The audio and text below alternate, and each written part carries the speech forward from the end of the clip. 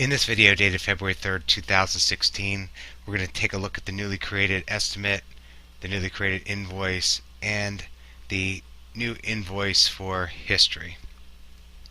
If you watched the previous video on job priorities, the new invoice and estimate, they're cleaned up, but they also take advantage of these job priorities. Let's go ahead and print an estimate, and we'll open that up. And I think the first thing you'll notice, it's a much cleaner looking invoice. You'll see all the jobs are now grouped by priority. The priorities are right over here to the left: customer concerns, safety of the driver, and they're all ordered in just the way they should be presented to the customer.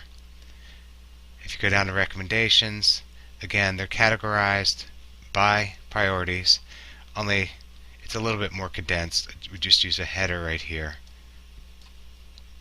And the bottom's pretty similar as the old invoices with the totals. The invoice is pretty much the same as the estimate. Difference being one has the estimate note, one has the invoice note, one says estimate only. But you'll see the invoice is very similar. Now, for those of you who may have forgotten how to change what invoice or estimate you're using, we're going to go over here to print options, and the invoice history, I'm going to show you how to do it here because that's the one I haven't changed yet for the demo account. So we'll pick the one we want, which is the new invoice for history. We're going to go ahead and select format. Here you can select how you want it to print out. We're going to go with PDF, click OK. Let's go back over here to invoice history. Let's just pick this invoice.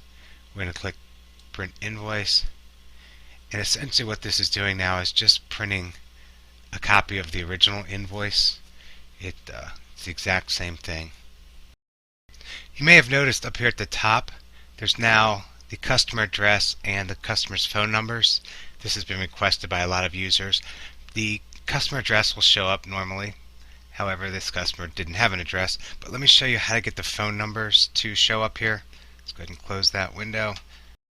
Let's go back to the home page, select this invoice, go down here to customer information. Now you can do this on the customer page under the customer as well.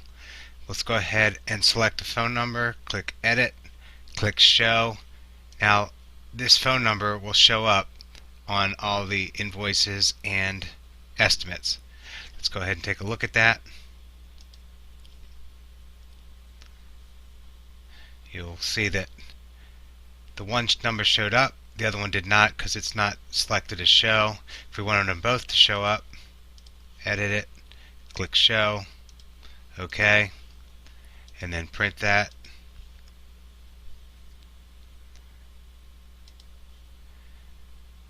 And you'll see that both phone numbers are now on the invoice or estimate. That concludes this video on the new invoice and estimate.